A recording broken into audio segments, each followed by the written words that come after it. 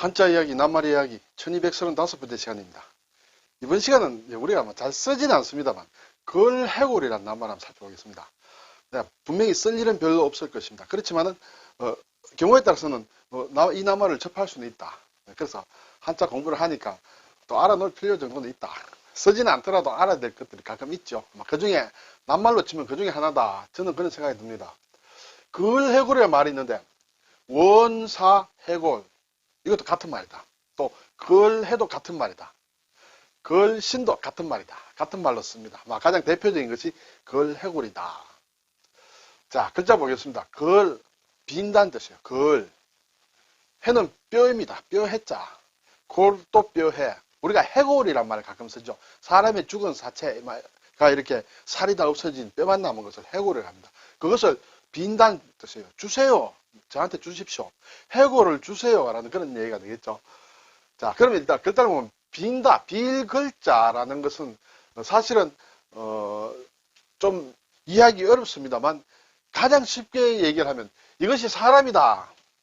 그리고 새얼이다. 새와는 상관이 없습니다만 이 글자를 보면 사람이 이렇게 구부리고 있는 모양이다. 이렇게 볼 수 있겠죠. 사람이 몸을 구부리고 뭘 남에게 도움을 청하는 것 빈다. 그렇게 생각하면 쉬운데 그렇게 생각하면 쉽습니다. 그래서 제가 여기에 의문부호를 해놨는데 옛 어떤 자료를 보면 그렇지는 않다 이렇게 되어 있습니다. 옛 자료는 어떻게 되느냐. 빌글은 아주 옛날에 갑골문을 보면 이렇게 석삼자 비슷하게 되어 있습니다. 석삼자라고 볼 수 있겠죠.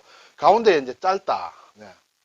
이것이 세월이 좀 지나서 근문에 보면 이러한 모양입니다. 이거는 좀 어디서 본 것 같습니다. 그렇죠? 그 다음에 이제 소전에는 이런 식으로 나오고 글자가 두 개로 나눠진다. 네. 나눠지면서 해서로서 지금의 글자로는 이것이 쓴다. 이제 글자가 모양이 비슷하죠. 기운기다. 기운이다. 그렇죠? 안에 쌀미자를 넣으면 이제 기운기가 되겠죠. 이 글자는 하늘에 구름이 이렇게 올라가는 모양이다. 그런 모양이에요. 그래서 기운이다. 근데 이것이 또 하나가 이런 모양으로 바뀝니다. 그렇죠? 여기 보면 획이 하나 빠지고 이 모양이 세 글자로 바뀐다. 이것은 이제 빈다라는 뜻이에요. 뭘 바란다, 빈다. 네. 이것은 왜 이렇게 글자가 나뉘느냐 하는 것은 글쎄요. 이 구름의 모양이라고 했습니다. 그렇죠? 구름을 보고 옛 사람들이 무엇을 점을 쳤다. 구름이 흘러가는 모양을 보고 점을 쳤다. 점을 친다는 것은 글쎄요. 무엇을 구하기 위한 것이기도 하다. 그리고 기도를 한다. 그렇죠? 구름에 흘러가는 것을 보고 기도를 한다든지 점을 친다. 기도한다는 것은 뭘 구하기 위한 것이다. 그래서 이 글자가 어떤 하늘에 올라떠 있는 그 구름의 기운 같은 것 의미하기도 하면서 또 빈다. 그렇죠. 뭘 기도해서 구한다. 점을 쳐서 구한다. 그런 의미로 파생이 분화가 됐다. 이렇게 볼 수 있습니다. 네, 그래서 이 빌거리다. 자, 뼈해는 뼈골자. 예. 뼈의 모양이다. 그렇죠. 육다룰이 있다. 살이 좀 붙어 있다. 근육이. 그렇죠. 이것은 돼지 해자입니다. 발음이 여기서 왔죠. 네. 돼지 해라는 것도 사실은 보면 이렇게 되죠. 돼지 시자입니다. 네. 이게 돼지 해자예요. 또 돼지 돈자다. 돼지 돈은 육다룰에 이제 돼지 시자가 붙은 것이다. 돼지 시와 돼지 해는 어떻게 다르냐? 돼지 시는 살아있는 돼지의 모양이다. 돼지 해는 도축한 돼지의 모양이다. 그래서 이렇게 뼈가 보인다. 뼈가 보인다.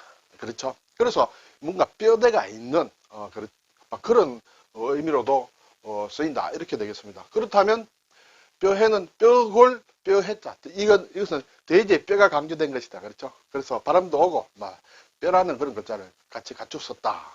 네, 뼈골자는 일단 부수자로 쓰인다. 이렇게 되겠죠?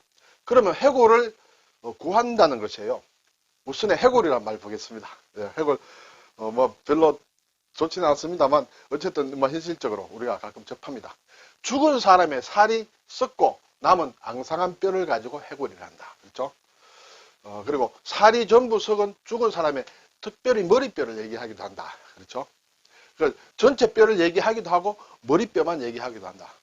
생각하는 머리를 속되게 이르는 말, 머리를 속되게 이르는 말다. 해골이 복잡하다. 그런 얘기 합니다. 네.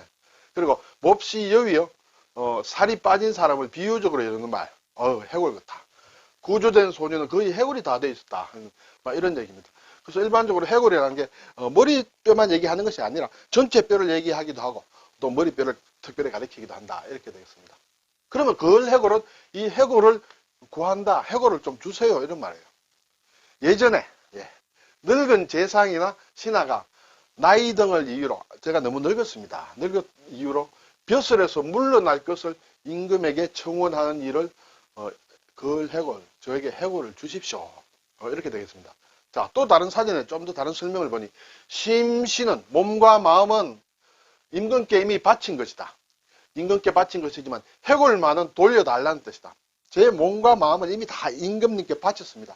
그렇지만 이제 제가 나이가 들어서 더 일을 못합니다. 저의 해골은 이제 돌려주십시오, 저에게. 그래서 늙은 재상이 벼슬을 내놓고 은퇴하기를 임금에게 추청하던 일이다. 우리 이거는 뒤에 보면 알겠습니다만 중국에서 전해진 낱말입니다만 우리나라에도 조선 왕조실록 같은 데 보면 꽤 여러 번 나온다, 이렇게 되겠습니다. 자, 그런데 이 걸해골은 걸해도 하고도 한다. 뭐 뼈골, 뼈행무로 한자 없어도 뜻이 똑같겠죠. 걸해도 같은 말이다. 청로, 청한다. 노인이 청했다, 늙음을 청한다, 뭐 그런 의미로 되겠죠. 걸신이다, 걸신. 내 몸을 구한다. 제 몸을 돌려주세요. 그렇죠. 걸신. 같은 말이다, 이것이다. 걸신이라고 하면 우리가 빌어먹는 귀신이라든지 염치 없이 지나치게 탐하는 마음을 비워주고 그러는 말. 뭐 걸신 들렸다, 이렇게 됩니다. 이때는 귀신 신자입니다. 그래서 몸 신자로 쓰면 걸해골과 같은 뜻이다, 이렇게 되겠습니다.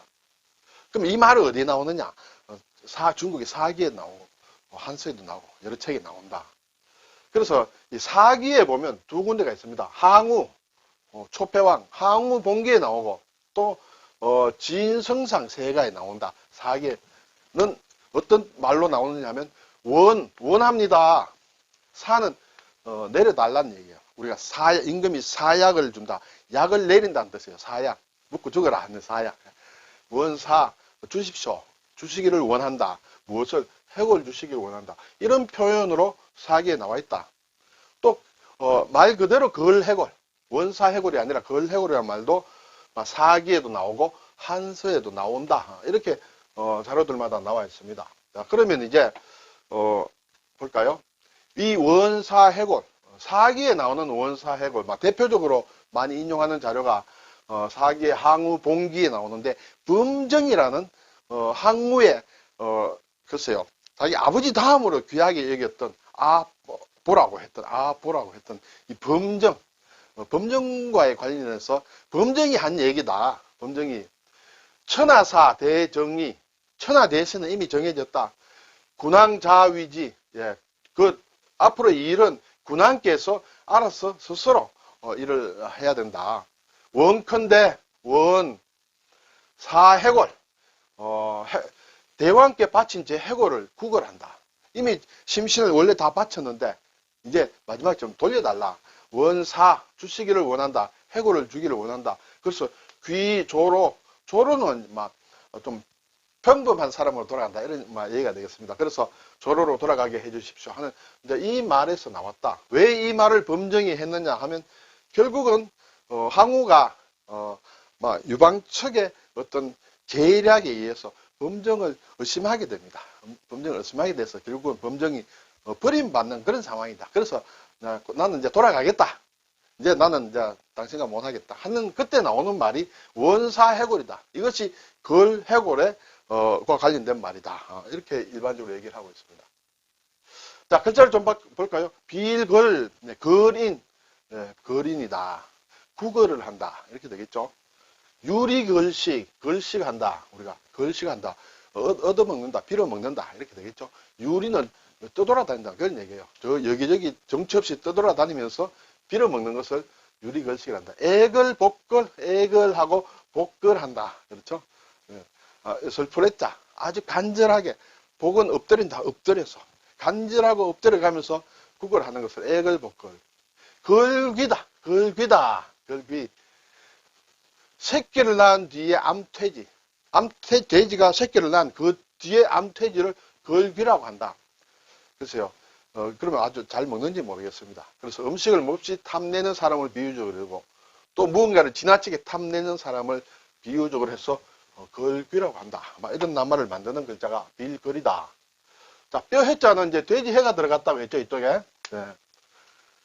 그것이라는 뜻의 말씀원을 붙이면 그것 또는 갖춘다라는 막 그런 것이 든다. 해당 사항이 있다 없다. 이때는 막 그 해당 그것에 합당하다, 해당한다 할 때. 여기서 아이 자자를 쓰면 이제 어린 아이 해다. 그렇죠? 그리고 이때는 아해다. 지금은 우리가 아해란 말은 이 한자말은 있습니다만은 표준말로는 쓰지 않는다. 아이라고 한다. 아이. 예, 아이를 한다. 입구를 넣으면 기침을 얘기한다. 기침해. 해소한다. 뭐 해수. 예, 백일해. 100일 동안 기침하는 것. 백일해라고 한다. 말말을 놓으면 놀랄해. 해괴하다 할 때. 네. 그래서 이런 글자를 쓴다. 이렇게 되겠습니다. 자, 뼈해자가 들어가는 낱말은 잔해가 있다. 남을 잔자요. 남는다. 잔해 할 때, 잔고 할 때. 썩거나 타다가 남은 뼈를 잔해라고 한다. 공룡으로 추정되는 거대한 동물의 잔해. 그렇죠? 또는 부서지거나 못 쓰게 되어 남아있는 물체. 이런 것을 잔해라고 한다. 건물의 잔해. 그렇죠? 유해. 남는다는 뜻이죠. 남을 유. 죽음을 태우고 남은 뼈. 예. 죽음은 이제 사체를 얘기합니다. 그렇죠? 또는 무덤 속에서 나온 뼈. 그것을 유해라고 한다. 유해 발굴. 뭐 이런 얘기합니다. 또 형해. 모양입니다. 네. 뼈 모양이다. 이런 얘기가 되겠습니다. 이 형해와 관련해서는 낱말 구체적인 낱말은 다음 시간에 다시 좀 더 세밀하게 한번 살펴보겠습니다. 네, 오늘 걸해골, 걸해골. 저의 몸을 돌려주십시오 하는 것이다. 그것은 이제 사직할 때 쓰는 말이다. 글쎄요. 젊은 사람이 사직할 때는 안 되겠죠. 옛날 왕조시대 재상들이. 네. 그래서 걸해, 걸신, 같은 말이다. 그것을 한번 살펴보았습니다. 감사합니다.